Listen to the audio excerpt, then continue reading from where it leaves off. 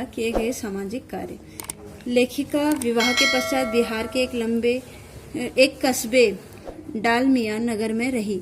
वहां की औरतों के साथ उनके कई नाटक उन्होंने जो थे उनसे उसने कई नाटक किए, जबकि वहां पुरुष महिला एक साथ बैठकर पिक्चर भी नहीं देखते थे। ऐसी मानसिकता वाले लोगों को इस बात के लिए तैयार किया कि वे पराये मर्दों के साथ मिलकर नाटकों में भाग लें। 4 वर्ष तक नाटक करने के बाद जो धन एकत्र हुआ उसे अकाल राहत कोष में दे दिया। बाद में लेखिका कर्नाटक के एक छोटे से कस्बे बांगलकोट में रही। तब तक उसके 2 बच्चे हो चुके थे जो स्कूल जाने की उम्र में पहुंच गए थे, लेकिन वहां कोई ढंग का विद्यालय नहीं था। विद्यालय खोलने के लिए कैथोलिक बिशप से हुई बहस के बाद उसने तय किया कि वह स्वयं अंग्रेजी, हिंदी और कन्नड़ 3 भाषाएं पढ़ाने वाली प्राइमरी स्कूल खोलेंगी और कर्नाटक सरकार से मान्यता भी दिलवाएंगी। उसने अपने बलबूते पर ऐसा एक प्राइमरी विद्यालय खोला। उसके और अन्य अफसरों के बच्चे भी इसी विद्यालय में पढ़े।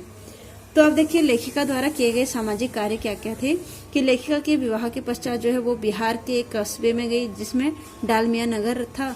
वहां की जो औरतें थी वो एक साथ बैठती भी नहीं थी पुरुषों के साथ, लेकिन उन्होंने क्या किया, उन औरतों के साथ मिलकर नाटक करने के लिए उन औरतों को कहा और साथ में वो पिक्चर भी जो कि महिला पुरुष वहां के साथ में पिक्चर भी नहीं देखते थे। ऐसा वहां की स्थिति थी बिहार की।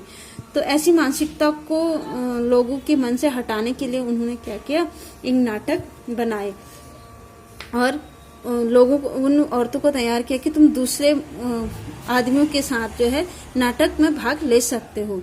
4 वर्ष के बाद जो है 4 वर्ष तक उन्होंने नाटक किया और बहुत सारा धन एकत्र किया, लेकिन उस धन को जो है अकाल राहत कोष में उन्होंने दे दिया। बाद में लेखिका जो है कर्नाटक के एक छोटे से कस्बे में बांगलकोट में रहने लगी। वहीं जो है उनके 2 बच्चे हुए और जो कि आप क्या हो गए थे, उनकी उम्र उन बच्चों की स्कूल पढ़ने की हो गई थी, लेकिन वहां जो था कोई ढंग का स्कूल नहीं था। इसलिए जो लेखिका थी उन्होंने जो है कैथोलिक बिशप से जो है उनकी बहस हुई और उनसे कहा कि जो हम एक स्कूल खोलेंगे। तो इसके बाद जो है स्वयं लेखिका ने क्या किया, अंग्रेजी, हिंदी और कन्नड़ 3 भाषाओं को पढ़ाने वाला एक प्राइमरी स्कूल खोलने की सोची और जिससे कि वो क्या करना चाहते थे, कर्नाटक सरकार से मान्यता भी लेना चाहते थे। फिर उन्होंने अपने बलबूते पर प्राइमरी विद्यालय भी खोला और अन्य अफसरों के बच्चे भी वहां पढ़ने आने लगे। लेखिका की छोटी बहन रेणु, जो सबसे छोटी बहन थी रेणु, वो कैसे थे? लेखिका स्वयं को अपनी छोटी बहन रेणु से कम आंकती है, फिर भी लेखिका अपने जिद्दीपन के कारण हर जगह सफल रही। विशेष रूप से लेखन के मंच पर एक बार की घटना को याद करते हुए वह रेणु के विषय में लिखती हैं कि दिल्ली में वर्ष 1950 के अंतिम दौर में 9 इंच तक तेज बारिश हुई। रेणु की स्कूल बस नहीं आई। सबने उसे स्कूल जाने के लिए मना किया कि स्कूल बंद होगा। वह नहीं मानी।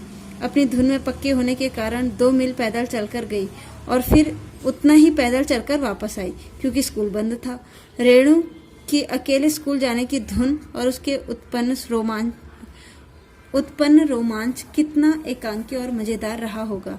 लेखिका का मानना है कि सचमुच अपनी धुन में मंजिल की ओर बढ़ते जाना और अकेलेपन का मजा ही कुछ और होता है।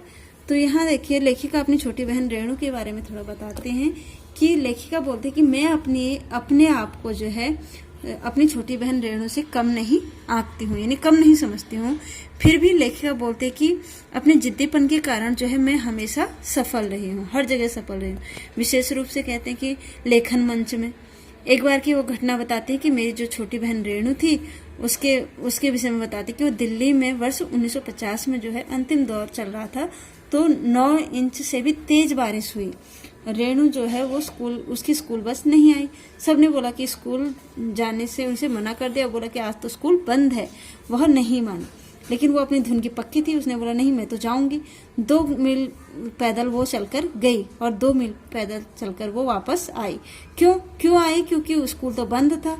लेकिन रेणु जो थी वो अकेले स्कूल जाने की उसकी धुन जो थी वो बड़ी रोमांचक थी।